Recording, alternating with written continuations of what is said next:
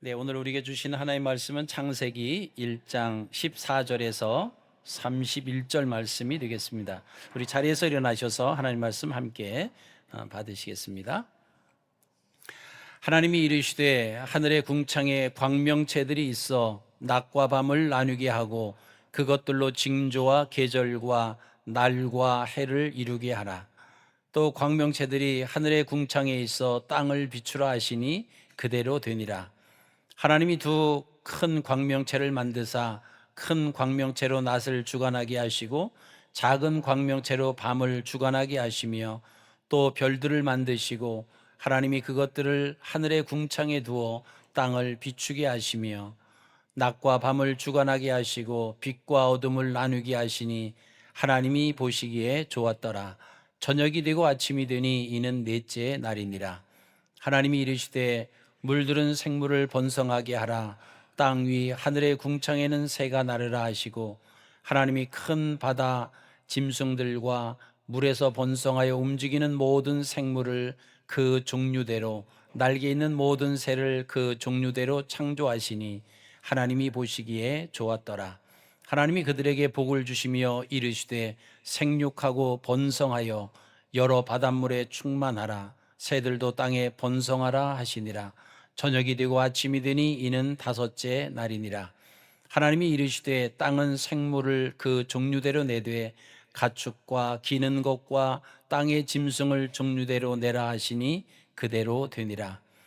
하나님이 땅의 짐승을 그 종류대로 가축을 그 종류대로 땅에 기는 모든 것을 그 종류대로 만드시니 하나님이 보시기에 좋았더라. 하나님이 이르시되 우리의 형상을 따라 우리의 모양대로 우리가 사람을 만들고 그들로 바다의 물고기와 하늘의 새와 가축과 온 땅과 땅에 기는 모든 것을 다스리게 하자 하시고 하나님이 자기 형상 곧 하나님의 형상대로 사람을 창조하시되 남자와 여자를 창조하시고 하나님이 그들에게 복을 주시며 하나님이 그들에게 이르시되 생육하고 번성하여 땅에 충만하라. 땅을 정복하라. 바다의 물고기와 하늘의 새와 땅에 움직이는 모든 생물을 다스리라 하시니라. 하나님이 이르시되 내가 온 지면에 씨 맺는 모든 채소와 씨 가진 열매 맺는 모든 나무를 너희에게 주노니 너희의 먹을 거리가 되리라. 또 땅의 모든 짐승과 하늘의 모든 새와 생명이 있어 땅에 기는 모든 것에게는 내가 모든 푸른 풀을 먹을 거리로 주노라 하시니 그대로 되니라. 하나님이 지으신 그 모든 것을 보시니 보시기에 심히 좋았더라. 저녁이 되고 아침이 되니 이는 여섯째 날이니라. 이것이 하나님의 말씀입니다. 아멘. 네, 자리에 앉아 주시기 바랍니다. 네, 우리가 2026년도 저희가 교회가 시작하면서 또 40년을 지나서 이제 41년 차를 맞이하면서 다시 시작 사명 위에 세워지는 교회라고 하는 또 교회의 표어를 내걸고 시작을 하는데 또 마침 우리가 성경도 창세기부터 시작을 했습니다. 이게 우연의 일치인지 하나님의 섭리인지 모르지만 어쨌든 우리가 창세기를 또 시작할 수 있게 됐고 또 우리가 창세기 시작하면 시작의 책이잖아요. 모든 것의 시작, 창조. 그런데 오늘은 이제 창조의 비밀 를 함께 좀 살펴보시겠습니다. 1절부터 13절은 지지난주 토요일 날 저희가 이제 살펴봤기 때문에 14절부터 31절이지만은 창세기 1장을 전반적으로 함께 좀 살펴보도록 하겠습니다. 여러분, 우리가 살고 있는 이 시대는 어떤 시대입니까? 한마디로 표현한다라고 하면 혼란의 시대다, 이렇게 말씀을 하시는 분들이 많이 계실 거예요. 왜냐하면 기준이 무너지고 옳고 그름도 흐려지고 무엇을 붙들고 살아가야 할지 참 갈피를 잡기 어려운 시대에 우리가 살고 있습니다.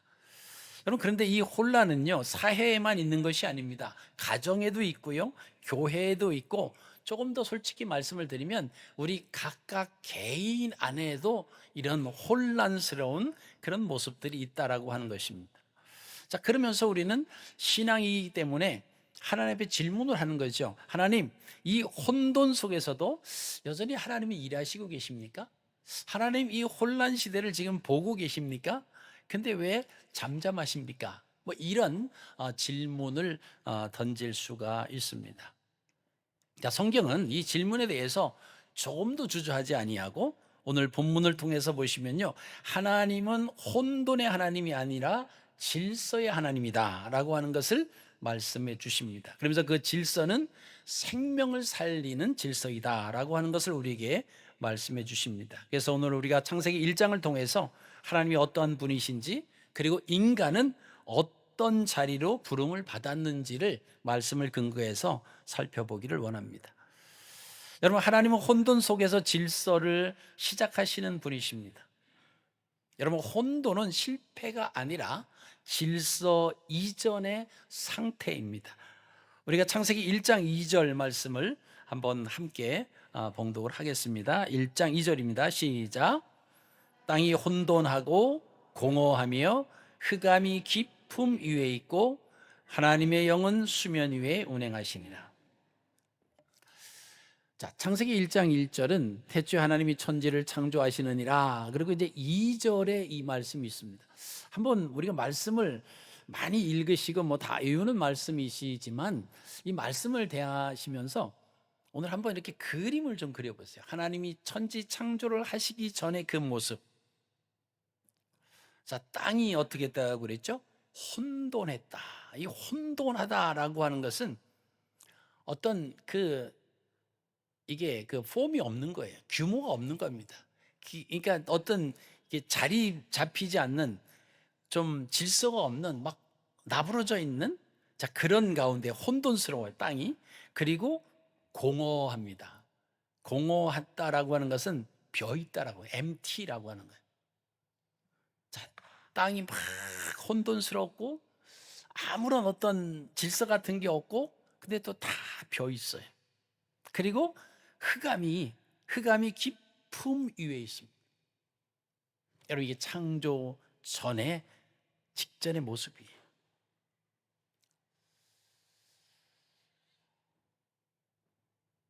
여러분, 이 혼돈과 공허는요, 우리가 생각하는 그 무질서나 악함이 아닙니다.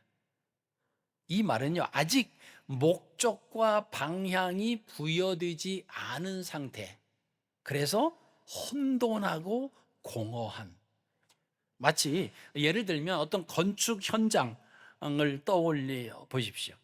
저희 집 앞에도 이제 건축을 지금 막 진행하고 있는 그 가정이 하나 있습니다.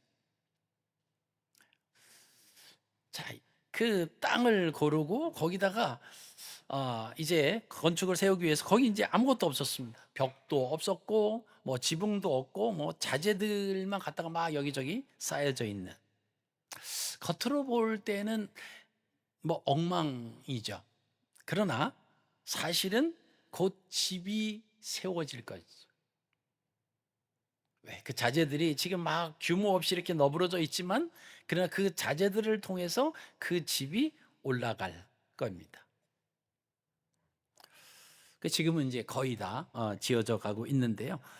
마찬가지요. 세상이 엉망이어서 버려진 것이 아니라 하나님은 질서를 기다리고, 하나님의 그 질서를 기다리고 있던 상태를 가리켜서 우리가 창세기 1장 2절이에요. 땅은 혼돈하고 공허하고 흑암이 깊음 위에 있습니다. 근데 그 위에 하나님의 영은 수면 위에 운행하시고 계셨다라고 하는 말씀이 나옵니다. 여러분, 우리가 창세기 1장 천지 창조를 보시면서 성경에는 삼위일체라고 하는 단어는 나오지 않습니다만은 하나님의 그 역사하심, 성부 하나님, 성자 하나님, 그리고 성령 하나님의 역사하심이 성경에 많이 등장을 합니다. 가장 먼저 등장하는 곳이 어디냐면 창세기예요.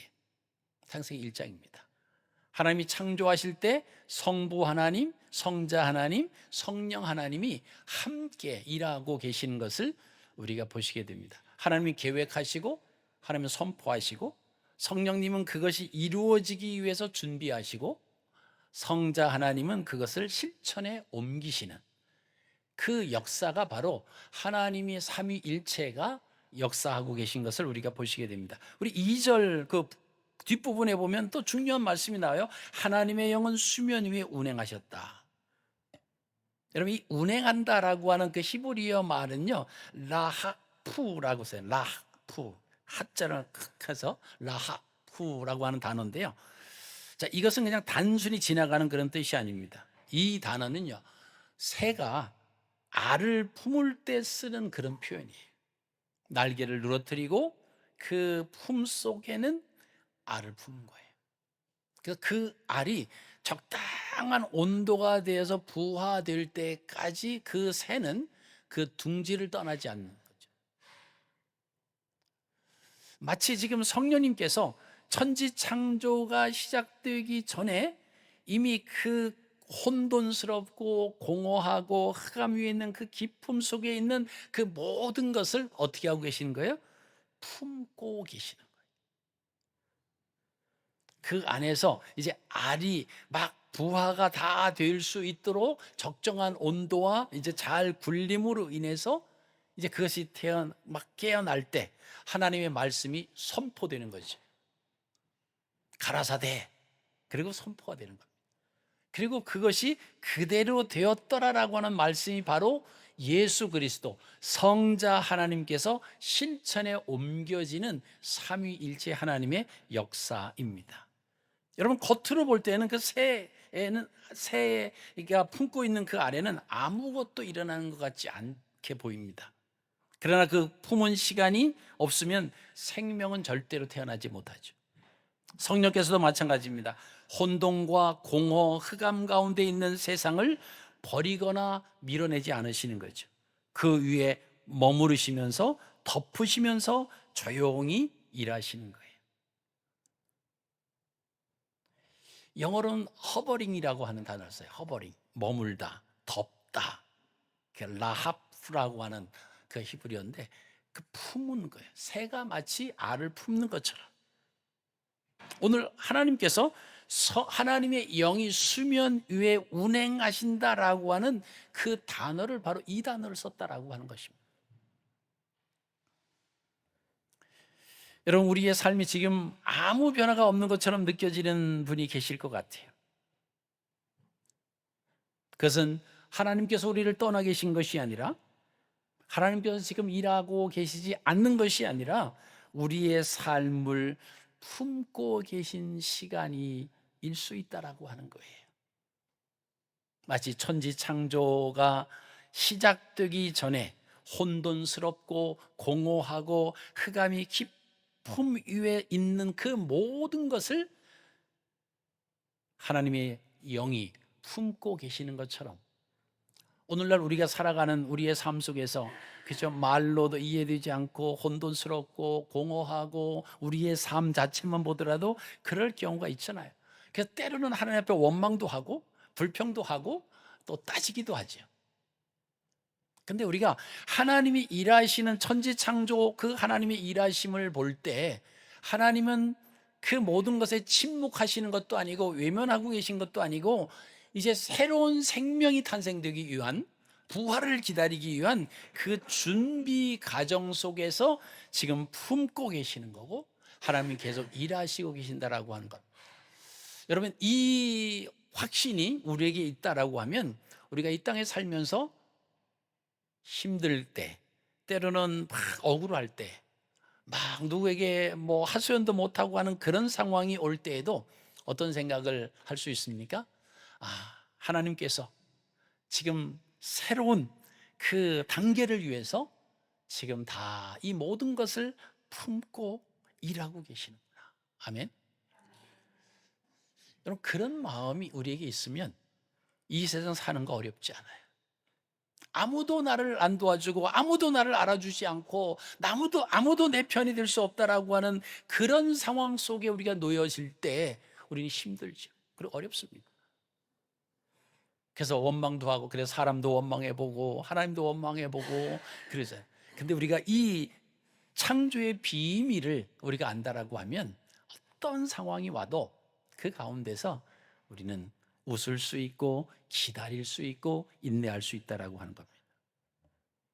여러분, 우리의 혼란, 하나님의 질서가 시작되는 자리다라고 하는 거예요. 때로는 어떤 분들 그렇게 말씀해요. 목사님, 제 삶은 너무나 엉망이에요. 지금요, 기도도 잘 안 됩니다. 앞이 보이지도 않습니다. 뭐 이런 분들이 가끔 있어요. 그러나 성경은 말합니다. 혼돈은 하나님의 부재가 아니라 하나님의 개입이 시작되는 자리라고. 중요한 것은요, 상황을 억지로 정리하는 것이 아닙니다. 그 자리에 하나님이 계심을 다시 인정하는 것, 이것이 질서 회복의 출발점입니다. 아마 오늘 참석하신 분들, 또 말씀을 들으시는 분들 중에서 참 힘들고 어렵다라고, 이제 우리의 지금 현재의 상황이 그렇게 생각하시는 분이 혹시 계실지도 모르겠습니다. 오늘 이 말씀을 통해서 새롭게 도전을 받으시고 위로를 받으시기 바랍니다.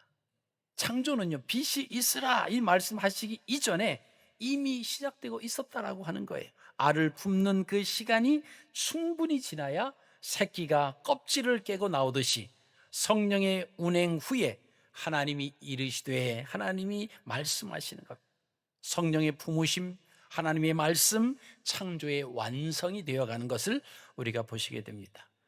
우리의 삶에도 혼돈, 정리되지 않는 문제, 답이 없는 그 상황이 있을 수 있습니다. 그러나 그 자리에 성령께서 떠나신 자리가 아니라 성령께서 지금 그 상황을 품고 계신 자리일 수 있습니다.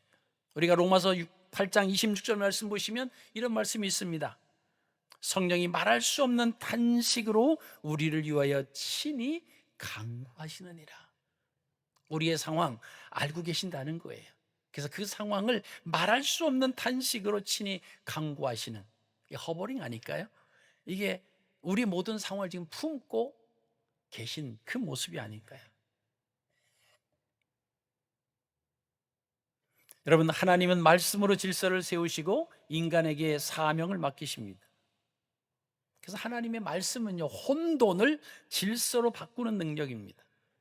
오늘 우리가 1장을 읽으시다 보면 이런 그 단어가 계속 반복이 돼요. 하나님이 이르시되 그대로 되니라. 그죠? 하나님이 이르시되 그대로 되니라. 하나님은 말씀하시고 그 말씀하신 것이 그대로 되는 거예요. 자, 하나님은 명령하시고, 성부 하나님은 명령하셨고, 성자 하나님은 그 말씀에 의해서 실천해 나가시는, 그죠? 한 하나님이시지만은 역할이 다르다라고 하는 거예요. 그래서 삼위일체라고 하는 단어를 씁니다. 그래서 그것이 되기 전에 성령 하나님은 품고 계시는 거예요. 다 이제 창조가 시작되기 위해서 모든 것을 품고, 그것이 이제 수면 위에 머물고 계시면서 수면 위에서 그 모든 혼돈과 공허와 그 흑암을 품고 계시고, 하나님 말씀이 선포될 때까지 품고 계셨다라고 하는 것입니다.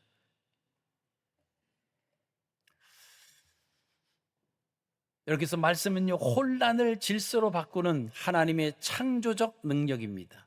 그래서 말씀이 사라지면요, 삶은 반드시 흔들립니다. 환경이 문제가 아니라 말씀의 중심이 무너졌기 때문에 그렇습니다. 자, 빛과 광명체가 나옵니다. 14절 말씀을 보시면요, 하나님이 해와 달을 만드십니다. 14절 말씀 보시면 하나님이 이르시되 하늘에 궁창에 광명체들이 있어 낮과 밤을 나누게 하고 그것들로 징조와 계절과 날과 해를 이루게 하라. 저기 이제 빛이라고 하는 것이 나오죠. 빛이 있으라. 처음에 이렇게 창조하시잖아요. 이 창세기 1장 3절에 말씀하신 그 빛이라고 하는 단어는 오르라고 하는 단어를 쓰고요. 이제 오늘 여기 이제 14절에 있는 광명체라고 하는 것은 오른데 마오르, 그렇게 그런 단어를 썼습니다. 이 빛이라고 하는 것은 하나님이 만드신 빛이에요. 근본적인 그 빛입니다. 근데 이 마오르라고 하는 것은 그 해와 달은 그것을 광명체라고 말씀하시는데, 그 빛을 담아 비추는 도구에 비추는 광명체입니다. 스스로 빛을 발하는 것이 아니라 하나님이 만드신 그 빛에 그것을 받아서 그것을 어떻게 비추는 겁니다. 마치 거울처럼, 그죠? 거울이 빛이 오면 그 거울로 이렇게 하면은 반사가 되잖아요. 이렇게 반사가 돼가지고 나가는 것처럼 그 해와 달과 별이 그런 역할을 한다라고 하는 거예요. 여러분, 고대 근동 사람들은요, 해와 달을 신으로 섬겼습니다. 그러나 성경은 그 이름조차 부르지 않아요. 오늘 말씀 보니까 큰 광명체, 작은 광명체. 큰 광명체가 이제 해일 거고, 작은 광명체가 달이겠죠. 자, 큰 광명체가 낮을 주관하게 하고, 작은 광명체로 밤을 주관하게 해라. 왜 그럴까요? 빛의 근원이 하나님이시기 때문에 그렇습니다. 이것은 인간 존재에 대한 선언입니다. 우리는 빛이 아니에요. 그러나 우리는 그 빛을 담도록 부름을 받은 존재다라고 하는 거예요. 우리가 하나님의 영광을 위해 살아갑니다. 하나님의 영광을 위해 살아갑니다라고 이야기들을 우리가 많이 하죠. 우리가 하나님의 영광을 위해 살아가야 됩니다. 이렇게 이야기를 하는데, 그럼 하나님의 영광을 위해 살아간다라고 하는 삶이 뭘까? 내가 착한 일하고 좀 다른 사람 도와주고 뭐 그러면 내가 이게 하나님께 영광을 돌리는, 교회 다니는 사람, 그 예수 믿는 사람 참 착하고 참 선한 일 많이 한다, 그러니까 하나님의 영광을 돌리는 거겠지, 이렇게 생각을 할 수 있습니다. 뭐 그게 틀렸다라고 하는 것은 아니지만, 원어적인 의미를 보면 하나님이 보여주신 말씀 그대로를 우리가 거울처럼 반사시켜서 내보내는 거예요. 쉽게 말하면 하나님이 사랑하신 것을 내가 반사체가 돼서 그대로 다른 사람이 비치는 거예요. 내가 원하는, 내가 생각하는 그 사랑이 아니라 하나님의 그 사랑이 반사가 돼서 나가는, 그게 우리가 하나님의 영광이다라고 이야기를 합니다. 우리가 하나님께 영광을 돌린다는 건 바로 그거예요.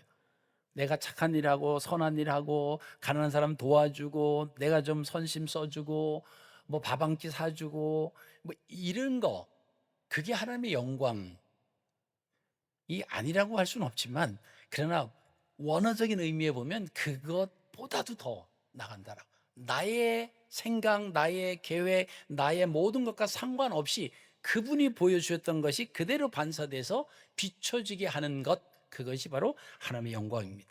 우리 큰 광명체가 작은 광명체 역할이 뭡니까? 바로 하나님이 만든 그 빛을 받아서 그대로 전달하는 거예요. 여러분, 우리 하나님의 자녀, 우리들도 마찬가지죠. 우리는 빛이 아니에요. 근데 교회가 위험해지고 어려울 때가 언제입니까? 교회가 빛이 되려고 할 때, 우리 교회는 이런 일 많이 하고 저런 일 많이 하고 막 교회 이름이 자꾸 올라가려고 할 때, 그 교회에 문제가 생기기 시작합니다.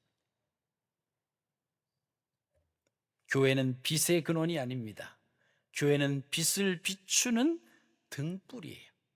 여러분, 질서가 무너질 때 문제가 생기는 거예요. 하나님은 천지 창조를 보면서 우리가 질서의 하나님이다라고 하는 것을 깨달을 수 있습니다. 그렇죠? 혼란과 공허와 흑암 가운데 다 텅텅 비어 있고 혼란스러운 그런 가운데 하나님이 빛을 창조하시고 궁창을 창조하시고, 그죠? 궁창 위의 물과 궁창 아래의 물로 나누시고, 그리고 아래에 있는 물을 한 곳으로 모이라고 하시고, 모인 것을 바다라고 하시고, 드러난 것을 무시라고 하시고, 이제 벼 있잖아요. 거기다가 이제 채우시는 거야. 궁창에다가 해와 달과 별을 채우시고, 또 공중에다가 새들을 채우시고, 그리고 여기 땅에다가는 씨 맺는 채소, 동물들을 채우시고, 바다에는 고기를 채우시고. 이게 그냥 아무렇게나 되는 것이 아니라 질서의 하나님이십니다. 만약에 하나님께서 그 질서, 순서를 세우지 아니하시고 짐승부터, 땅에 있는 짐승부터 만들었다라고 하면 헤엄도 못 치는데 어떻게 할 거예요? 다 물에 빠져서 아마 몰살을 하겠죠. 새들을 만들었어요. 궁창이 없는데 이거 꼭 난리 나지 않습니까? 하나님은 질서의 하나님이십니다. 그래서 우리가 질서를 따라서 살아가는 삶이 하나님의 자녀의 삶인 줄로 믿습니다. 여러분, 그 부부 사이도 마찬가지예요. 질서가 있어요. 뭐 같은 지붕 아래서 같은 이불을 덮고 한 솥에 밥을 먹고 알 거 모를 거 다 알고 있다고 선이 없으면 안 돼. 질서가 있습니다. 그 질서가 뭐죠? 하나님이 해주신 질서예요. 그죠? 그 질서가 무너지는 순간, 그죠? 아내가 남편이 되려고 할 때 문제가 생기는 거잖아요. 아내가 남편이 되려고 하는데 또 문제가 생겨요. 아, 나 나가서 일하기 싫으니까 난 집에서 그냥 청소하고 밥만 하고 뭐 그렇게 이러면 이제 문제가 생기는 거예요. 그죠? 그 아내가 나 집에 있는 것보다 내가 나가서 돈 벌겠다. 너는 집에 있어라. 이것도 사실 정상적인 하나님이 주신 모습은 아닙니다. 뭐 요새는 맞벌이 부부가 다 하지만 그래도 룰은 있어요. 밖에 경제적인 돈 책임은 누구예요? 남편이 책임이 있어요. 물론 남편이 다 못 벌어서 이제 아내가 좀 같이 벌어서 살잖아요. 그래서 남편이 못하는 거 아내가 해주니까 감사하는 마음이 있어야 돼. 또 아내 일은, 집안 일은 누구예요? 거기 주인은 아내입니다. 요새는 뭐 남자들이 가서 음식도 하고 뭐 설거지도 하고, 근데 그것은 서포트해 도와주는 거예요. 당연하다고 생각하면 안 돼. 왜 오늘은 설거지 안 하냐? 뭐 그러시는 아내분은 안 계시겠지만 남편이 도와주는 거예요. 왜 당신 일할 수 있는데 나가서 돈 안 벌어와? 남편이 그러면 안 돼요, 성경적으로. 그냥 나가서 돈 내가 찌질 맞아서 다 못 버니까 부인이 이렇게 해서 참 고맙게 생각하고 감사하게 생각하는 거예요. 이게 하나의 질서입니다. 이것 깨트리면은 이제 혼란스러워지는 거예요. 그런 가운데서 하나님이 창조하신 게 뭐예요? 그 질서다라고 하는 것이죠. 그죠? 그래서 우리가 가는 만큼 가고 내가 역할만큼 해야 돼. 그죠? 내가 남편의 역할, 아버지의 역할 있잖아요. 근데 아내가 보니까 아버지 역할을 남편이 잘 못하는 것 같아. 저리 비켜. 내가 아빠 역할 하겠다? 이게 이제 문제가 되는 겁니다. 그래서 자기가 있어야 할 그 포지션의 자리에 잘 있는 거가 그게 질서다라고 하는 것입니다. 자, 오늘 14절 말씀 보시면요. 하나님이 이르시되 하늘의 궁창에 광명체들이 있어 낮과 밤을 나누게 하고 그것들로 징조와 계절과 날과 해를 이루게 하라. 여기 계절이 나옵니다. 단순한 날짜가 아니에요. 이 단어의 뜻은 뭐냐면 약속된 만남이다라고 하는. 여러분, 계절이 지나면 우리가 만나. 여러분, 그래서 히브리 사람들은요 이 절기를 중요시 여기잖아요. 파종할 때, 또 유월절, 또 초막절, 수장절, 초실절 뭐 이래 가지고 그것을 할 때 절기가 바뀌는 거예요.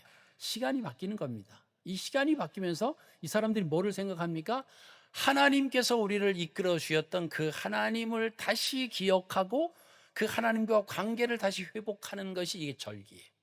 이게 뭐죠? 약속된 만남의 시간이다라고 하는 것입니다. 그래서 그들은 그런 절기, 그런 행사를 통해서 우리는 하나님을 기억하는 백성입니다 라고 다시금 결단을 하는 거예요. 여러분, 우리가 오늘 주님 앞에 나와서 예배를 드리지 않습니까? 예배를 드린다라고 하는 것은 뭐죠?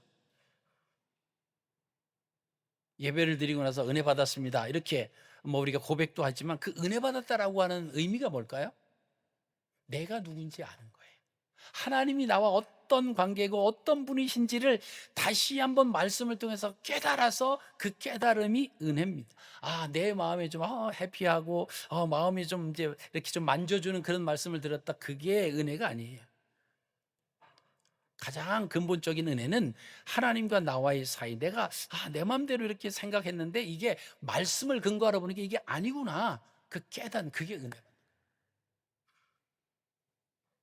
여러분, 시간은요 우리를 쫓아오는 적이 아닙니다. 시간은 하나님이 우리를 만나기 위해서 열어두신 통로예요. 우리를 만나기 위해서. 자, 오늘 26절입니다. 오늘 1장 26절인데요. 자, 같이 한번 읽겠습니다. 시작.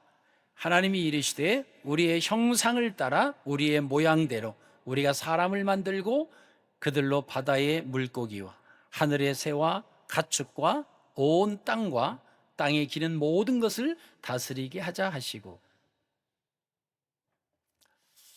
자, 하나님께서 사람을 창조하셨는데 어떻게 창조하셨다고요? 하나님의 형상을 따라 하나님의 모양대로 창조하셨다는 거예요.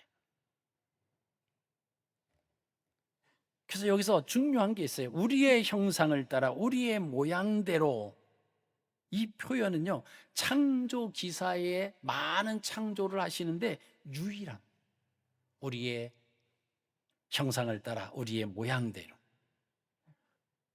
그냥 하나님께서 우연하게 그냥 사람을 만드신 것이 아니라 하나님이 질서를 대신해서 관리하도록 맡김을 받은 존재, 하나님의 형상은 능력이 아니라 책임의 부르심이다라고 하는, 그리고 질서를 돌보고 잘 지키도록 하나님이 창조를 하셨습니다.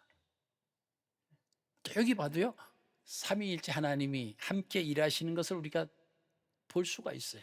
우리라고 하는, 그죠?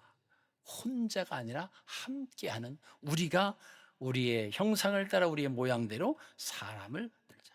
관계가 있어요. 그리고 함께 의논하고 협력하고 있다라고 하는 것을 볼 수가 있습니다. 여러분, 교회는 혼자 일 잘하는 사람으로 유지가 되지 않습니다. 함께 하나님의 일을 감당하는 공동체. 뭐 어떤 일을 할 때 어떤 사람은 뭐 좀 능력이 좀 다를 수 있죠. 그죠? 어떤 사람은 뭐 하나 일을 하는데 같은 시간에 두 개를 할 수 있지만 어떤 사람은 하나 아니면 반밖에 못 할 수 있어요. 그 공동체가 함께 어우러지는 것이, 그게 교회 공동체예요. 그래서 우리 함께 가는 거예요. 더불어 가는 겁니다. 서로 의논하면서 가는 거예요. 누구 한 사람 독주하는 것이 아닙니다. 여기 나오는 형상이 있어요. 형상, 첼렘이라고 하는 단어를 썼는데요. 자, 이 단어는 고대 왕들이, 땅들이 넓잖아요. 그러니까 일일이 가면서 그 다스릴 수 없으니까 왕의 형상을 만드는 거예요. 왕의 모습을 만들어서 이렇게 딱 세워놓는 거예요. 그래서 우리의 왕이 저분이구나. 그 형상을, 그래서 우리의 왕이구나 이러면서 그 왕에게 복종하도록 그럴 때 사용하는 형상이라고 하는 거예요. 그래서 인간은 하나님과 동일된 존재는 아닙니다. 하나님의 통치를 대신 드러내는 존재이다라고 하는 거예요. 그래서 하나님의 형상은요, 외모나 지능의 문제가 아니라 사명의 문제입니다. 그래서 인간은 하나님을 대표하도록 창조되었어요. 인간의 모양은 인간이 하나님과 본질적으로 동일하지는 않지만 관계적으로 닮도록 창조되었다라고 하는 거예요. 우리가 그러잖아요. 얘는 꼭 아빠를 닮았네. 얘는 뭐 외탁을 했네. 뭐 그러잖아요. 근데 아빠를 닮았다라고 해서 그 아이가 아빠와 똑같다라고 하는 것은 말을 하지는 않죠.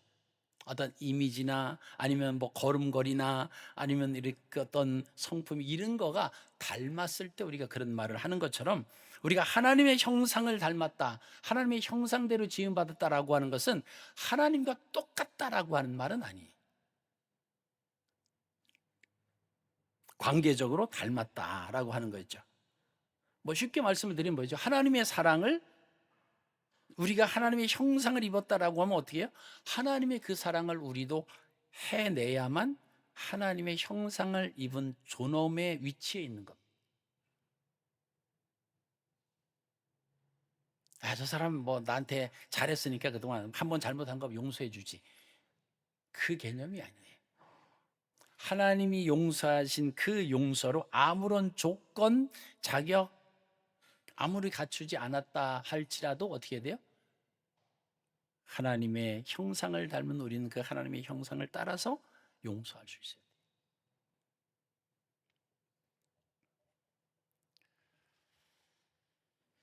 그래서 이 하나님의 형상을 닮았다라고 하는 것은요, 이 인간 존재의 존엄과 제한을 동시에 보여주는 하나님의 섬세한 배려입니다. 우리를 로봇으로 만들지 않으셨어요.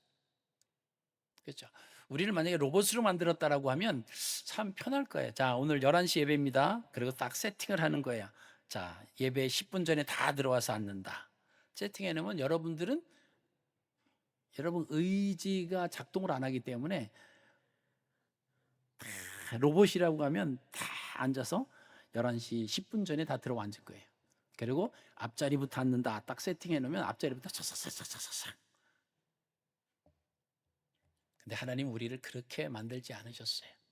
함께 교제하고 하나님의 하나님과 함께 일하시기를 위해서 우리에게 의지를 주시는 겁니다. 선택할 수 있는 거예요. 또 거부할 수도 있는 겁니다. 이게 자유의지라고 하는 거죠. 여러분, 인간이 타락 이후에도요, 인간의 형상은 손상되지만 완전히 사라지지 않습니다. 하나님의 형상은 약간 변질은 될 수 있어요. 그러나 소멸되지는 않습니다. 그래서 우리가 그 하나님의 형상을 따라 지음 받았다라고 하는 것이 얼마나 소중한가 몰라요. 그리고 28절 보시면요, 다스림을 주십니다. 그들에게 복을 주시며 하나님이 이르시되 생육하고 번성하여 땅에 충만하라, 땅을 정복하라, 바다의 물고기와 하늘의 새와 땅에 움직이는 모든 생물을 다스리라. 자, 여기서 다스린다라고 하는 그 명령은요, 이 단어는 압제적 통치에도 쓰일 수 있지만은 창세기 1장에서 나오는 것은 달라요. 하나님 먼저 질서를 세우셨어요. 그리고 생명을 살리셨습니다. 그리고 좋다라고 선언하신 후에 인간에게 다스림을 맡기셨어요. 그래서 인간의 다스림은요, 정복이 아니라 책임입니다. 그리고 파괴가 아니라 보존하라고 하신 다스림을 우리에게 주셨다라고 하는 것입니다. 여러분, 인간의 존엄이 무엇으로 성취되었는가라고 하는 거가 있지 않습니다. 누구를 대표하느냐? 인간의 존엄은 뭐죠? 하나님의 형상으로 지음 받았다라고 하는 그게 존엄이에요. 존엄이라고 하는 의미는 무엇을 해서 무엇을 자격이 있어서가 아니라 있는 자체가 그게 존엄이에요. 있는 그 자체. 그 뭡니까? 하나님의 형상으로 만들어진 그 자체. 훼손은 될 수 있지만 그 자체가 존엄입니다. 그래서 우리가 뭐죠? 하나님의 형상의 존엄을 계속 유지하기 위해서 우리의 말, 우리의 행동, 우리의 겉모습, 뭐 이런 것도 우리가 존엄을 지키기 위한 한 방편이 될 수가 있습니다.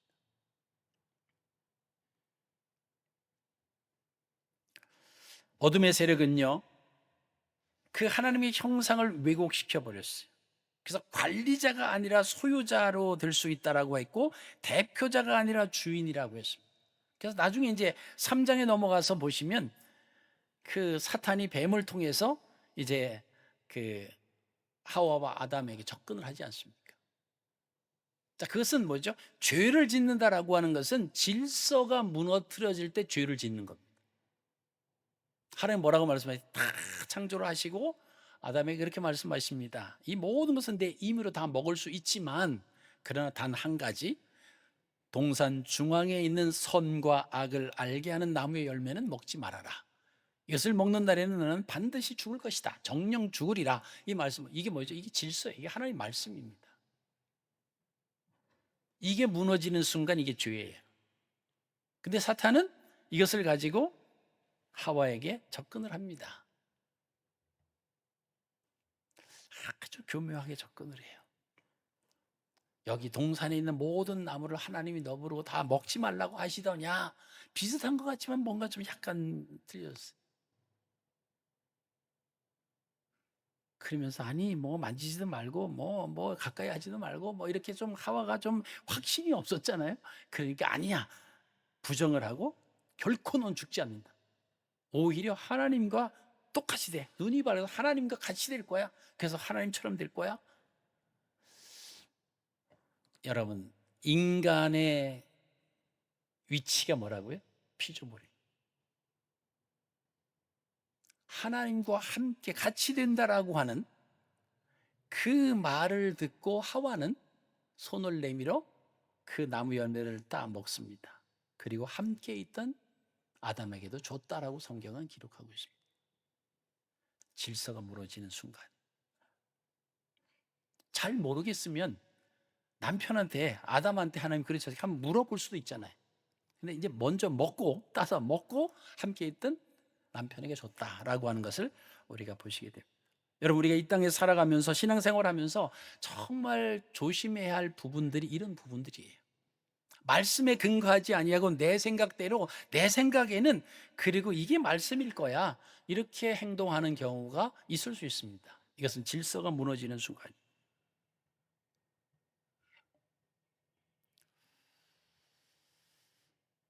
여러분, 골로새 1장 15절에 보면 예수님에 대해서 그렇게 말합니다. 그는 보이지 아니하는 하나님의 형상이요, 예수님이 이 땅에 오셔서 하나님의 형상으로 나타내 주셨는데요, 몸으로 보여주셨어요. 그분의 통치는 성김이었고요, 그분의 권위는 십자가였습니다.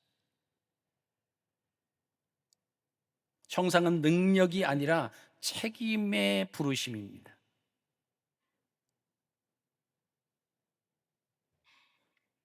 그래서 인간의 존엄은요, 무엇을 이루었는가에 있지 않습니다. 누구를 대표하고 있느냐, 이게 존엄이에요. 하나님이 형상으로 지음받은 그 존엄, 여러분이 이 한 주간도 세상에 나가서 그 존엄을 지키시며 사시기를 주님의 이름으로 축복합니다. 자, 그리고 이제 하나님의 질서가 이제 안식으로 완성이 되는데요. 자, 하나님께서 여섯째 날 창조를 하시고 하신 말씀이죠. 다른 거는 다 좋았더라, 좋았더라, 좋았더라 그랬는데 마지막 날은 뭐라고 그러셨어요? 심히 좋았더라, 이런 말씀하십니다. 왜 심히 좋았다라고 말씀하셨죠? 누구 때문에? 누구요? 누구? 사람? 사람이기 때문이라고 생각하시는 분 한번 손 들어보세요. 틀릴까봐 못 드시죠. 우리는 쭉 보면 여섯째 날 사람을 지으시잖아요. 이게 하나님께서 마지막 사람을 지으시니까 심히 좋았더라, 사람을 보고 그러신 것처럼 생각이 되는데, 그러나 오늘 31절 말씀 보시면 뭐죠? 하나님이 지으신 그 모든 것을 보시니 보시기에 심히 좋았더라. 뭘 말씀하실까요? 자, 공허, 혼돈과 공허, 흑암 속에 있던 거를 다 질서적으로 다 해서 창조하셨어요. 그리고 서로 그것이 연관돼서 잘 운행되고, 이제는 하나님을 대신해서 그 모든 것을 관리하고 책임하고 다스릴 사람까지 서로 조화를 이루는 것을 보니까 어떻다고요? 보시기에 심히 좋았더라. 인간이 탄생해서 좋은 것이 아닙니다. 하나님과 인간과 세상의 관계가 제자리에 서 있기 때문에 그것이 보시기에 좋았다.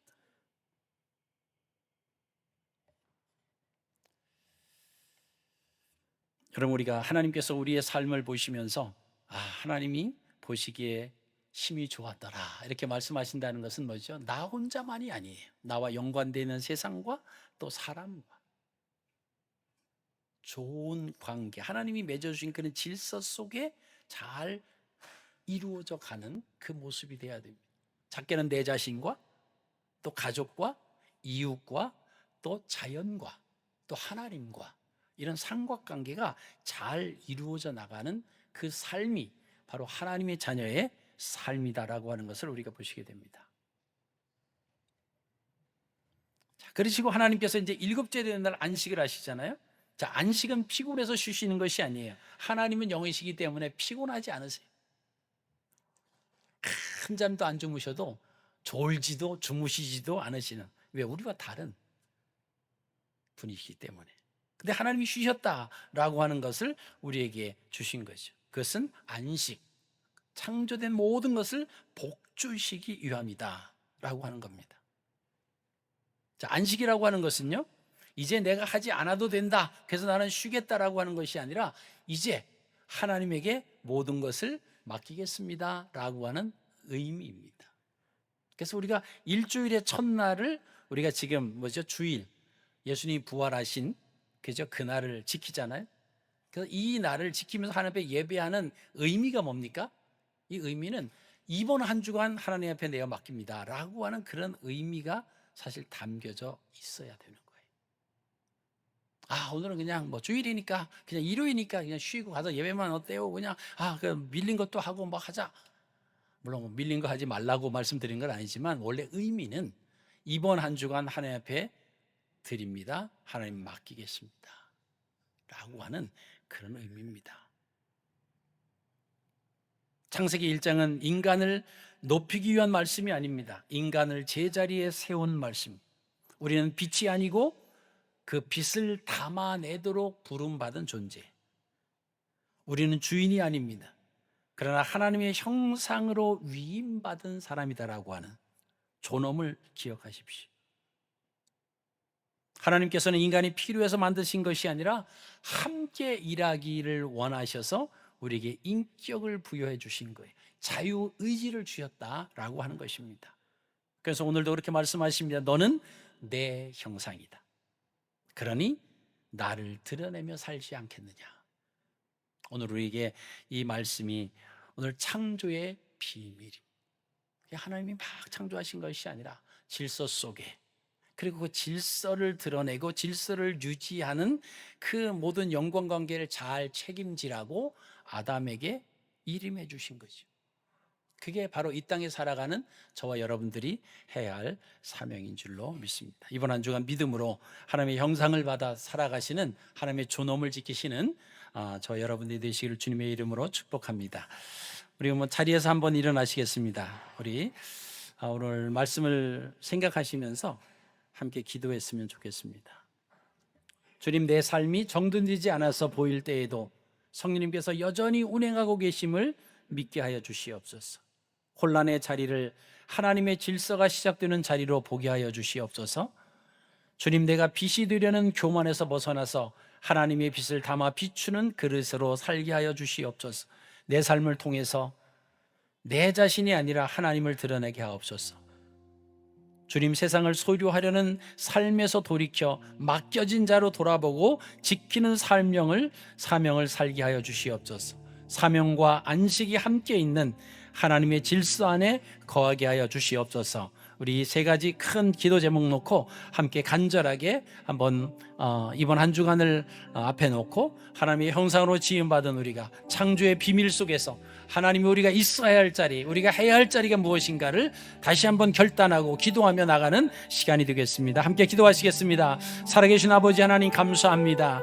하나님, 이 시간 혼돈 속에서 우리가 살아가고 있지만 아버지의 그 삶이 정돈되지 않은 그런 가운데 있을지라도 하나님께서 여전히 하나님 그 가운데 운행하고 계심을 우리가 알게 하여 주시옵소서. 혼란의 자리를 하나님의 질서가 시작되는 자리로 하나님 볼 수 있도록 인도하여 주시옵소서. 하나님, 우리가 교만한 자리에서 내려오게 하시고 하나님의 빛을 담아 비추는 그릇으로 살아갈 수 있도록 인도하여 주시옵소서. 내 삶을 통해서 하나님만이 드러날 수 있도록 아버지 인도하여 주시옵기를 간절히 바라고 원합니다. 아버지, 온전히 하나님을 믿고 사명 감당하는, 그래서 하나님의 질서 안에 거하는 하나님의 백성들의 삶을 하나님이 한 주간 살아가겠습니다. 하나님 인도하여 주시옵소서. 하나님의 놀라운 능력으로 더하여 주시고 함께하여 주시옵소서. 창조의 비밀을 통해서 하나님의 역사하심과 하나님의 일하심과 우리의 존재 가치를 분명히 알고 하나님이 세상을 향해 나가겠습니다. 우리를 붙잡아 주시옵소서. 인도하여 주시옵소서. 주의 뜻대로 살아갈 수 있도록 함께하여 주시옵소서. 하나님, 감사합니다. 때로는 우리의 삶이 힘들고 혼돈스럽고 공허해서 하나님 어디 계십니까? 하나님 왜 침묵하고 계십니까? 원망하며 불평했던 때를 하나님 앞에 고백합니다. 오늘 창조의 비밀을 통해서 하나님은 그런 상황 속에서도 우리를 품고 때를 기다리고 하나님은 일하시고 계셨다라고 하는 것을 창조를 통해서 또 깨닫게 되니 감사를 드립니다. 때로는 우리가 교만해서 내가 제일이라고, 내가 빛이라고 자랑도 했습니다. 그러나 우리는 빛이 아니라 하나님의 그 영광을 받아서 드러내는, 하나님이 행하신 것을 그대로 드러내는 전달자임을 또 고백합니다. 하나님의 질서 안에서 그 질서를 깨지 않고 살아가는 하나님의 자녀로 이 한 주간도 승리하며 나가게 하여 주시옵소서. 내 자신과 우리 가정과 또 나와 연관되는 직장과 사업장, 또 세상 속에, 세상의 여러 가지 하나님이 주신 자연과 또 하나님과의 관계, 그 질서를 하나님 잘 유지하며 살아가는 하나님의 백성들 되게 하여 주시옵소서. 오늘도 정성으로 준비한 예물 구별하여 드리는 손길 하나님 기억하여 주시며, 물질 얻음도 하나님의 질서 속에서 하나님 물질을 얻게 하시고, 그 물질을 통해서 또 하나님 앞에 영광을 돌릴 수 있도록 인도하여 주시옵소서. 드려진 물질 하나님의 영광을 위하는 곳에 아름답게 사용되게 하여 주시옵소서. 이제는 우리 주 예수 그리스도의 은혜와 하나님 아버지의 무한하신 사랑하심과 성령님의 감동 감화 역사 교통 위로하심이 이 아침 주님 전에 나와서 창조의 비밀을 통해서 하나님이 어떤 분이시고 내가 어떤 존재인가를 깨닫고 그대로 하나님의 영광, 그 질서를 지키며 살아가기로 다짐하며 세상으로 향하는 하나님의 백성들 머리 위에와 저들 가정과 직장과 사업장과 두고 온 조국과 이 나라와 몸된 교회 위에 이제로부터 영원토록 함께하옵시기를 간절히 축원하옵나이다. 아멘.